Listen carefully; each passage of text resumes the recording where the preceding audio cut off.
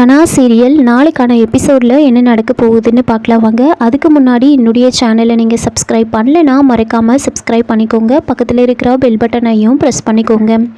விஸ்வா அன்பரசிக்கு கால் பண்ணி ரொம்ப ரொமான்டிக்காக பேசிகிட்டு இருக்காங்க.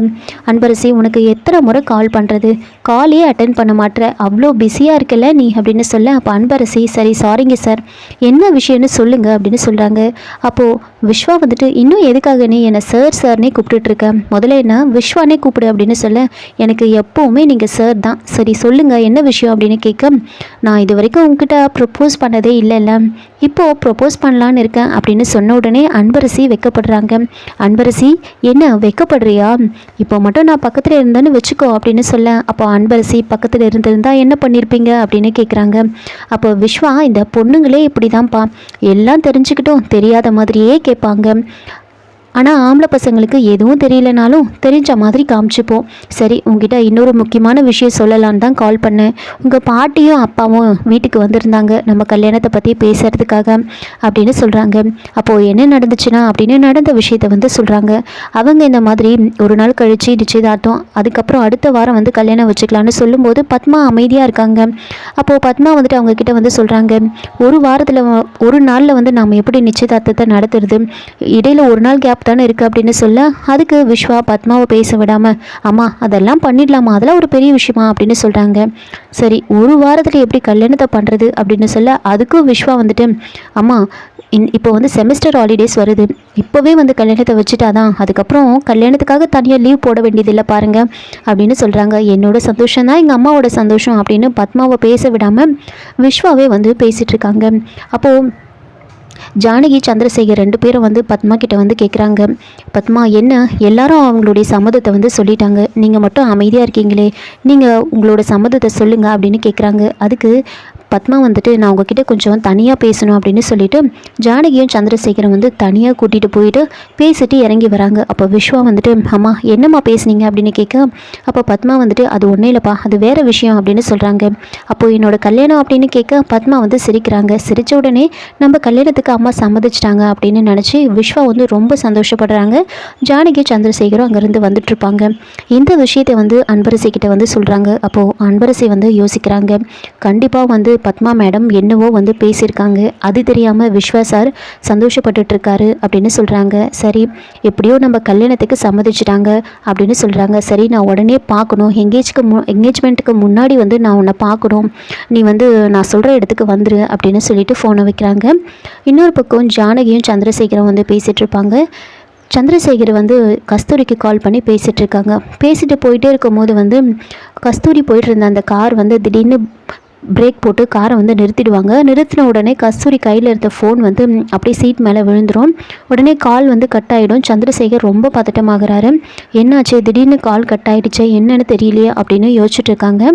அப்போது அந்த மங்கா சொன்ன அந்த ஆளுங்க வந்து ஒரு காரை ஃபாலோ பண்ணிட்டு போயிட்டு இருந்திருப்பாங்க. அந்த காரை வழிமறிச்சு இறங்கி எல்லா ரோடிங்களும் வராங்க. அந்த காரை நிறுத்தி டோரை ஓப்பன் பண்ண சொல்கிறாங்க. ஓப்பன் பண்ணி பார்க்கும்போது அது உள்ளே வந்து வேறு ஒரு லேடி வந்து இருப்பாங்க. மங்கா அனுப்புன அந்த ஃபோட்டோ, கஸ்தூரியோட ஃபோட்டோவை பார்த்துட்டு இவங்க இல்லை வேறு யாரோ இது அப்படின்னு சொல்லிட்டு அந்த காரை வந்து போக சொல்லிடுறாங்க. மங்காவுக்கு அனுப்புன ஆள் இவங்க கிடையாது அப்படின்னு சொல்லிட்டு பேசிகிட்டு இருக்காங்க.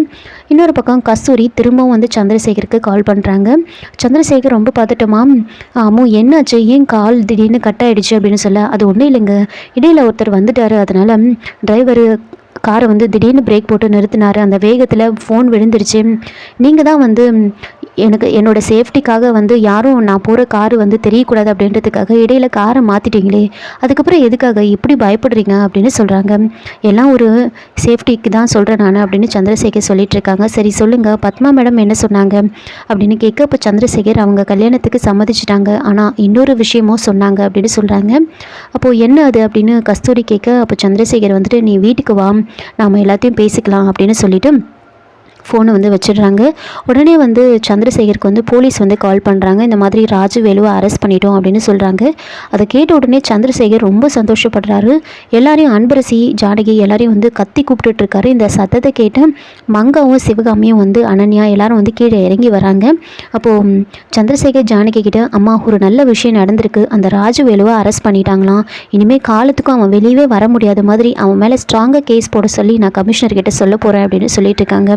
இதெல்லாம் பார்த்து சிவகாமியும் மங்காவும் டென்ஷன் ஆகிட்டு இருக்காங்க. இதெல்லாம் பார்த்தாலே எனக்கு ரொம்ப டென்ஷன் ஆகுதுமா, நான் ஏதாவது கேட்டுருவேன் அப்படின்னு சொல்லிட்டு இருக்காங்க. இப்போ சந்திரசேகர் வந்துட்டு ஜானகி கிட்ட, அம்மா அவனை அடிக்கிற அடியில் இதுக்கு பின்னாடி யாரெல்லாம் இருக்கிறாங்கன்ற உண்மையை வந்து அவன் சொல்லிடுவான் அப்படின்னு சொல்ல, அப்போ மங்கா வந்துட்டு நாம் இங்கே இருக்கோன்றதுனால தான் வந்து இதெல்லாம் இவர் வந்து பேசிகிட்டு இருக்காரு, நாம் இங்கேருந்து போயிடலாம் அப்படின்னு சொல்லி மங்காவும் சிவகாமியும் அங்கேருந்து போயிடுறாங்க. இப்படி பேசிகிட்டு இருக்கும்போதே அனன்யா வந்து சந்திரசேகர்கிட்ட வந்து கேட்குறாங்க, அப்பா தாத்தா தான் இதெல்லாம் பண்ணாருன்னு உங்ககிட்ட ஆதாரம் இருக்கா அப்படின்னு கேட்க, அப்போ சந்திரசேகர், இங்கே பாரு அனன்யா, உனக்கு எதுவும் தெரியாது, நீ சின்ன பொண்ணு அமைதியாரு அப்படின்னு கோவப்பட, எப்படியோ போங்க அப்படின்னு சொல்லிட்டு அனன்யாவும் அங்கேருந்து போயிடுறாங்க. அதுக்கப்புறமா அன்பரசி வந்துட்டு சிவகாமி கிட்ட பேசலான்னு போயிட்டுருக்காங்க. அங்கே மங்கா சிவகாமி கிட்ட வந்து, உங்கள் வீட்டுக்காரர் வர இப்படி சொல்கிறாரு, உங்கள் அப்பா வேற உண்மையை வளரிட்டா என்ன பண்ணுறது அப்படின்னு வந்து ரெண்டு பேரும் மாற்றி மாற்றி பேசிகிட்டு இருக்காங்க. மங்கா வந்துட்டு அதெல்லாம் அவர் சொல்ல மாட்டார் அப்படின்னு சொல்ல, அப்போ சிவகாமி அவர் அடி தாங்க மாட்டாருமா, தாங்காமல் உண்மையை சொல்லிட்டா என்ன பண்ணுறது அப்படின்னு பேசிகிட்டு இருக்காங்க. கரெக்டாக அன்பரசி அங்கே வந்து நிற்கிறாங்க. அன்பரசி நின்று அப்படியே பார்த்துட்டு இருக்காங்க. உள்ளே வந்து நான் உங்ககிட்ட கொஞ்சம் பேசணும் அப்படின்னு சொல்கிறாங்க. அப்போது சிவகாமி வந்துட்டு எதுக்காக என்ன பேசணும் அப்படின்னு கேட்குறாங்க. சரி நீங்கள் அனன்யாவையும் வர சொல்லுங்க அப்படின்னு சொல்ல, அனன்யா வந்துட்டு ஒரு பக்கம் இவங்க கல்யாணத்தை நினச்சி ரொம்ப டென்ஷன் ஆகிட்டு இருக்காங்க. நீங்கள் ரெண்டு பேரும் கல்யாணம் பண்ணிக்க போகிற சந்தோஷத்துலையா இருக்குங்க, எப்படியாவது உங்களுடைய நிச்சயதார்த்தத்தை நானே நிறுத்துறேன் பாருங்க அப்படின்னு யோசிச்சுட்டு இருக்கும்போது சிவகாமி அனன்யாவுக்கு வந்து கால் பண்ணுறாங்க. அனன்யா உடனே கீழே இறங்கிவான்னு சொல்ல, அனன்யா கீழே இறங்கி வராங்க. அன்பரசியை பார்த்து இன்னும் டென்ஷன் ஆகுறாங்க. அம்மா எதுக்காகம்மா நீ என்னை வர சொன்ன அப்படின்னு கேட்க, இவ தான் வந்து கால் பண்ணி உன்னை வர சொன்னா, ஏதோ பேசணுமா அப்படின்னு சொல்கிறாங்க. அப்போது அனன்யா வந்து என்ன விஷயம்னு கேட்க, அப்போது அன்பரசி வந்துட்டு நான் போயிட்டு டோரை லாக் பண்ணிட்டு வரேன் அப்படின்னு சொல்கிறாங்க. ஆமாம், இப்போ எதுக்காக நீ டோரெல்லாம் லாக் பண்ணுற அப்படின்னு கேட்குறாங்க. அப்போது அன்பரசி வந்துட்டு அப்பாவும் பாட்டியும் நான் பேசுகிறத கேட்டுறக்கூடாது, அதுக்காக தான் லாக் பண்ணுறேன்னு சொல்கிறேன் அப்படின்னு சொன்ன உடனே அப்போ அனன்யா, இவ்வளோ நாளும் சாருன்னு சொல்லிட்டு இருந்தேன், இப்போ ஏன் முன்னாடியே வந்து எங்கள் அப்பாவை அப்பான்னு சொல்கிறியா அப்படின்னு கோவப்படுறாங்க. அன்பரசி டோரை வந்து லாக் பண்ணிவிட்டு சிவகாமி கிட்ட, நான் உங்களை சித்தின்னு கூப்பிடலாமா அப்படின்னு கேட்குறாங்க. இதோட இந்த எபிசோடை வந்து முடிச்சிருக்காங்க. என்னோட ரிவ்யூ பிடிச்சிருந்தால் லைக் பண்ணுங்கள், மறக்காமல் சப்ஸ்கிரைப் பண்ணுங்கள். தேங்க்யூ.